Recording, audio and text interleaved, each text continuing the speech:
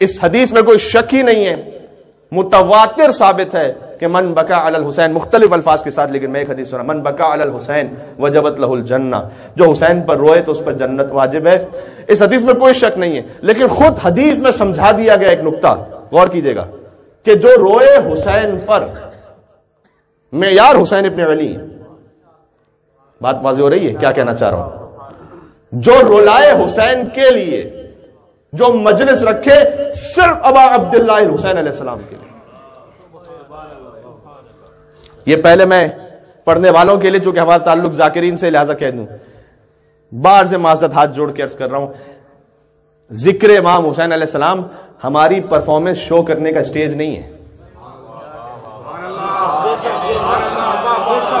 بات پہنچ رہی ہے؟ مل کے صلوات بھیجیے گا امام حسین علیہ السلام صلی اللہ علیہ وسلم۔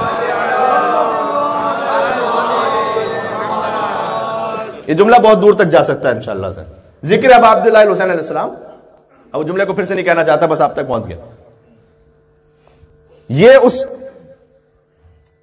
خلوص اور محبت کے اظہار کے لیے، اور اب اگلا جملہ کہہ دوں کہ ایام ازا کی مجالس ذکر ابا عبداللہ الحسین علیہ السلام کسی کی دولت کی نمود و نمائش کے لیے نہیں ہے۔ بات پہنچ گئی؟ نہ پڑھنے والے کی پرفارمنس کے اظہار کے لیے، نہ مجلس منعقد کرنے والے کی دولت کی نمود و نمائش کے لیے۔ مجھے تھوڑا سا عجیب لگتا ہے یہ لفظ، ہو سکتا ہے کہ استعمال کرنے والا اسے تکبر میں استعمال نہ کرو، لیکن ہمیں الفاظ کی بھی رعایت کرنی چاہیے۔ بعض مرتبہ ہم کہتے ہیں کہ مرکزی عشرہ محرم یا مرکزی مجلس، مرکزی کا کیا مطلب ہوتا ہے؟ ہو سکتا ہے 4 لوگ بیٹھے ہیں اور سیدہ کی نگاہ میں وہی مرکزی مجلس ہے۔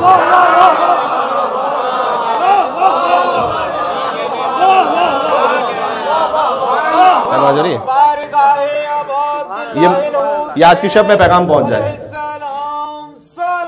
اللہم صلی اللہ علیہ۔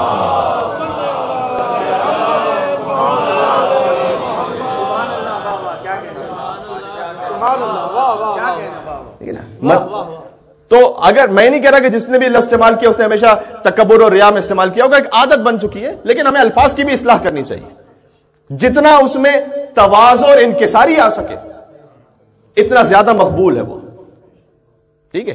غور فرمائیے گا۔ تو نمود و نمائش کے اظہار کے لیے نہیں ہے یہ۔ محرم الحرام میں میری ماؤں بہنوں سے بالکل گزارش کر رہا ہوں، جتنا ہو سکتا ہے سادگی اختیار کرتے ہوئے سیاہ لباس پہنے، جو سادہ لباس ہو۔ مجلس میں بھی اس بات کی رعایت کریں۔ البتہ کچھ مومنین کہتے ہیں کہ مولانا صاحب ہم چاہتے ہیں کہ عزاداروں کے لیے بہترین نیاز کا اہتمام ہو۔ اب اس میں دیکھیے، جو میں نے اپنے استاد محترم سے پوچھا کہ بعض مرتبہ بہترین نیاز کے اہتمام کے لیے عزاداروں، اب اس میں کیا کچھ ہو جاتا ہے پھر آپ جانتے ہیں کہ، تو اس کا معیار کیا ہے؟ اب دیکھیں، معیار یہ ہے کہ سوگ کی کیفیت باقی رہنی چاہیے۔ یہ بات پہنچ گئی آپ تک؟ ایک مل کے صلوات اور بیدے محمد و آل محمد پر، یہ معیار ہے۔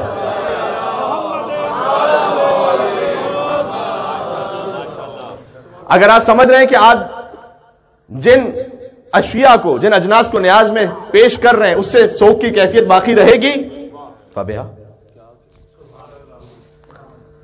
تو پھر آپ چاہے جس طرح کی بھی عالیشان کیسی نہ، لیکن اگر آپ سمجھ رہے ہیں کہ نہیں، سوگ اور بکا کی کیفیت ختم ہو جائے گی تو پھر احتیاط کر لیجیے۔ بات واضح ہو رہی ہے؟ یہاں پر دیکھیے، حلال حرام کی بات نہیں کر رہا میں، یہ عشق کے تقاضوں کی بات کر رہا ہوں